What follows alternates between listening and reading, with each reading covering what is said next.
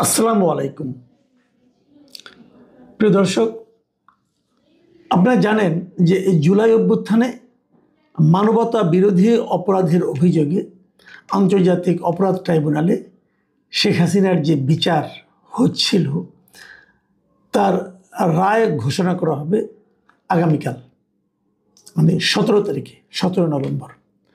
এবং এ উপলক্ষে মানে এর তারিখটা ঘোষণা কবে হবে সেটা জানানোর জন্য 11 তারিখে বলা হয়েছিল, গত 11 তারিখে, যে কবে রায় হবে সেই তারিখটা সেদিন ঘোষণা করা হবে।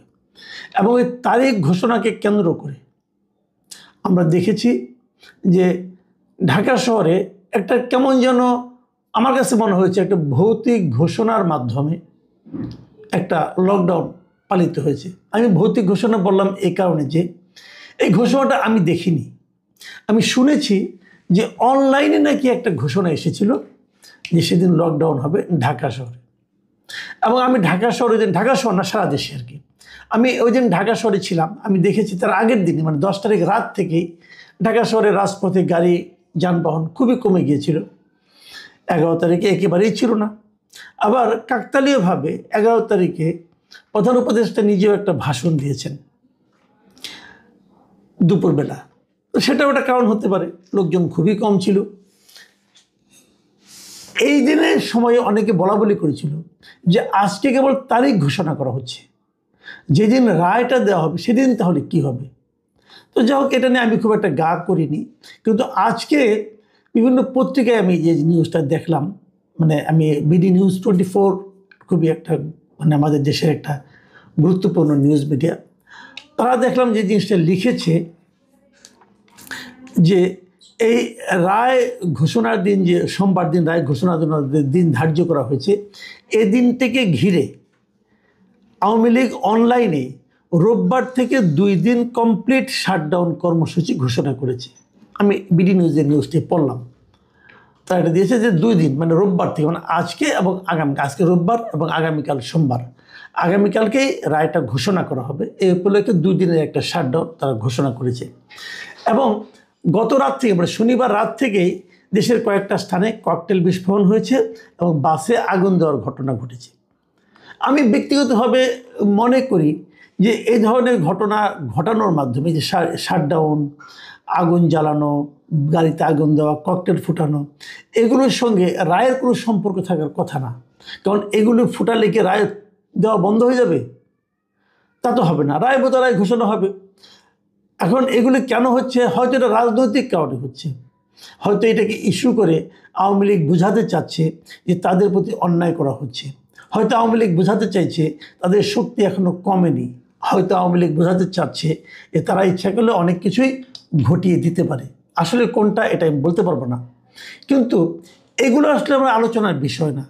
আমার মূল আলোচনা হলো এই ঘটনাকে কেন্দ্র করে পুলিশের কি রিয়াকশনটা।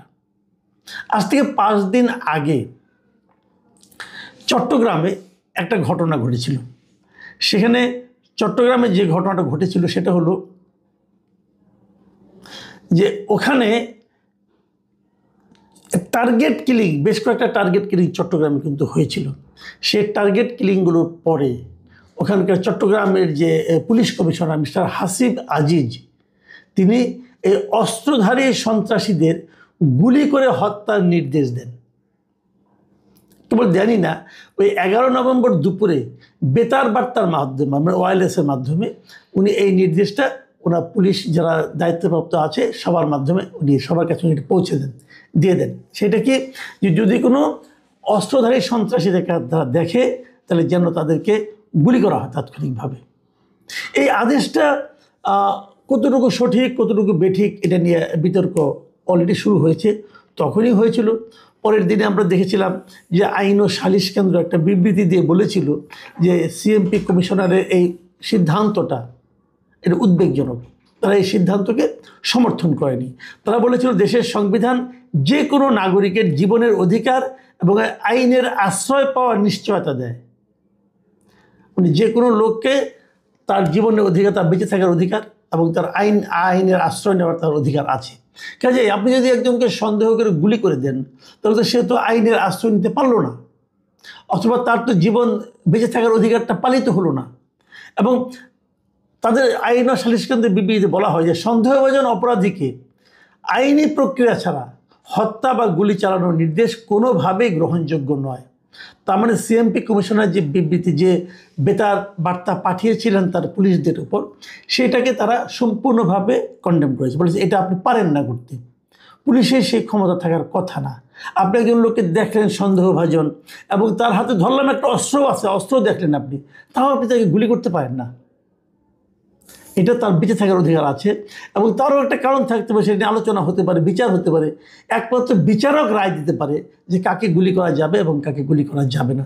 এই জন্যই কিন্তু যে আমাদের যে এই যে অপরাধের ট্রাইব্যুনালে যে বিচারটা হচ্ছে শেখ হাসিনার জুলাই গণ অভ্যুত্থানের উপর, উনি যে গুলি চালানোর নির্দেশ দিয়েছিলেন বলে যে ফোনালাপ পাওয়া গেছে বলে বলা হচ্ছে, এবং সেই ফোনালাপ আমরা অনেকটা দেখেছি, শুনেছিও কিছু কিছু, যে সেই ফোনালাপে কিন্তু তৎকালীন প্রধানমন্ত্রী শেখ হাসিনা বলেছিলেন যে তাদেরকে যেন গুলি করা হয়, যে যারা আন্দোলন করছে তাদেরকে তো গুলি করা হয়, এরকম কথা উনি বলেছিলেন বলে ফোনালাপে আছে, এটা শোনানো হয়েছে এবং ওটাকেই সাক্ষ্য হিসাবে নিয়ে কিন্তু কথা বলা হচ্ছে।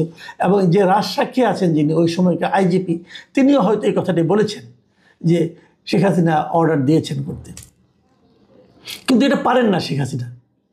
উনি যদি প্রধানমন্ত্রী হন, প্রধানমন্ত্রীকে দেশের এই পুলিশ বলেন, আর্মি বলেন, অথবা মন্ত্রিসভা বলেন, সকলের হেড কিন্তু, মানে প্রশাসনিক হেড উনি, মানে সরকার প্রধান উনি যে সবচেয়ে বড় কর্মকর্তা যদি হয়েও থাকেন, তবুও উনি পারেন না। কারণ একজন সাধারণ মানুষের জীবন উনি গুলি করে নিভে দিতে বলতে পারেন না। এটি হলো আইন। যে কাজটা প্রধানমন্ত্রী পারেন না, সে কাজটা কিন্তু পুলিশ কমিশনার পারেন। এটি হলো বেসিক প্রশ্ন। সিএমপি কমিশনার তো অর্ডারটা দিয়েছেন, এ পর্যন্ত ঠিক আছে। তারপরে আইন ও সালিশ কেন্দ্র যেটা প্রতিবাদ করেছেন, সেটা তো একটা জবাব নিশ্চয়ই দিবেন অথবা দিবেন না আমি জানি না। আজকাল কোনো কিছু আছে যেগুলো জবাব দিতে প্রয়োজনও পড়ে না, যা ইচ্ছা বলা যায়, যা ইচ্ছা করা যায়। কিন্তু আজকে কি হলো?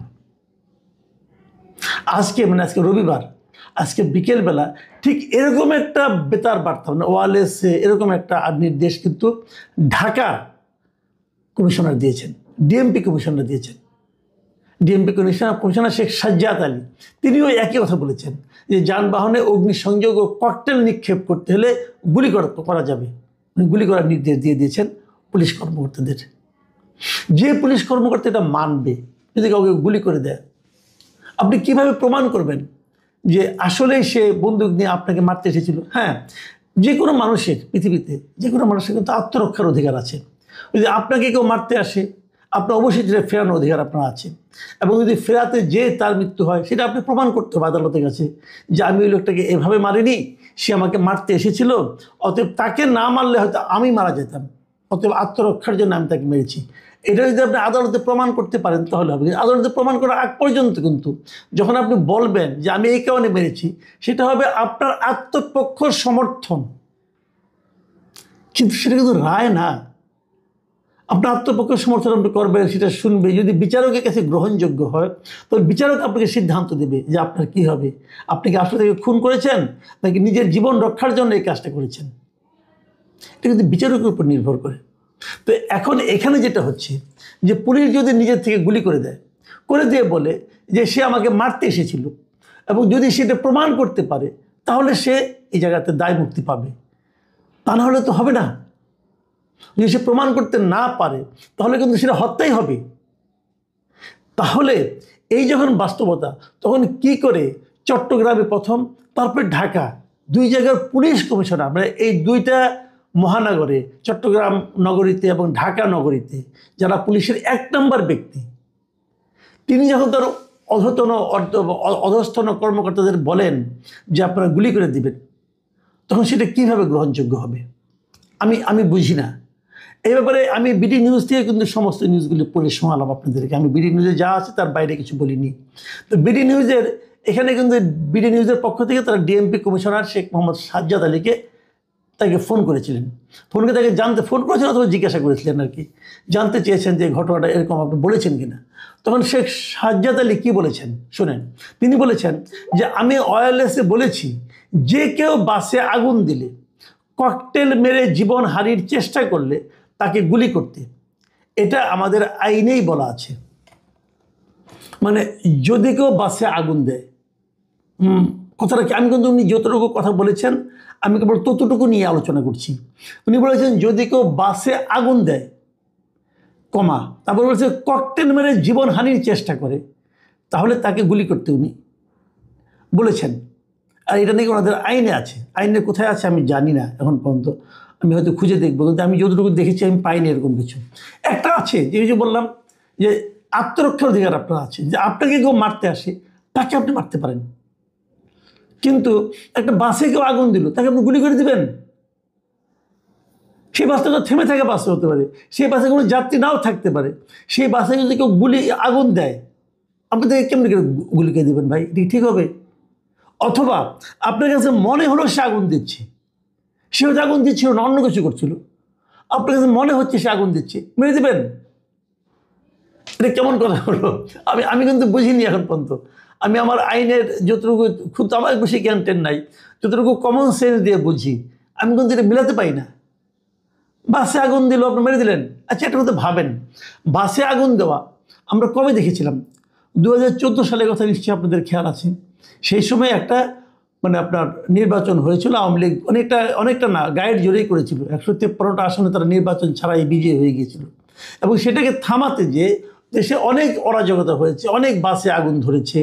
আওয়ামী লীগ বলেছিল এই আগুনগুলো বিএনপি জামাতের লোকরা দিয়েছে, আবার বিএনপি জামাতের পক্ষ থেকে বলা হয়েছিল আওয়ামী লীগের লোকেরা এই আগুনগুলি জ্বালিয়ে তাদের নামে দায় চাপিয়েছে, এরকম অনেক কথা কিন্তু হয়েছে। বাট বাসে আগুন দেওয়ার যে দৃশ্য তখন আমরা দেখেছি, এরকমটা এর আগে কখনো দেখিনি, পরেও কখনো দেখিনি।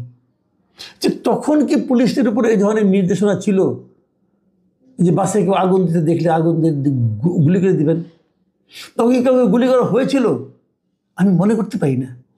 তো ডিএমপির আইন কি আমাদের চেঞ্জ হয়েছে নাকি ওইটাই ছিল? তখন কি আইনটা তাহলে প্রয়োগ হলো না কেন? যদি থাকে আমার কাছে ক্লিয়ার না বিষয়গুলো। আমার মনে হয় বিষয়গুলি ক্লিয়ার করা দরকার। ইদানিং কথা বলতে একটু সতর্ক হয়ে বলতে হয়। আমি বুঝি না কি বলতে কি বলবো, আবার কি বলতে কে মাইন্ড করবে, অনেকে মাইন্ড খেয়ে যায়, বুঝছেন না? তারা খুব বড় বড় কর্মকর্তা, তারা আমাদেরকে মাঝে মাঝে সাংবাদিকতা শেখায় যে কীভাবে সাংবাদিকতা করতে হবে। আমরাও শিখি, কী করবো, আমরা ছোটো মানুষ, শিখি ভাই, কী আর করবো। তো এরকম নানা কিছু কিন্তু হচ্ছে। তো এখন আমার এটা জানতে খুব ইচ্ছা করে যে তাহলে ওই সময় কি হয়েছিল এগুলি? ওই সময় তো অনেক বাস পুরানো হয়েছিল, কোনো পুলিশ কি গুলি করে দিয়েছিল? তো এখন কোনো গুলি করার কথা বলা হচ্ছে, এটা কি নাকি এমনও হতে পারে যে ভয় দেখানোর জন্য হয়তো গুলি করবে না, যাতে এটা শোনার পর কেউ আগুন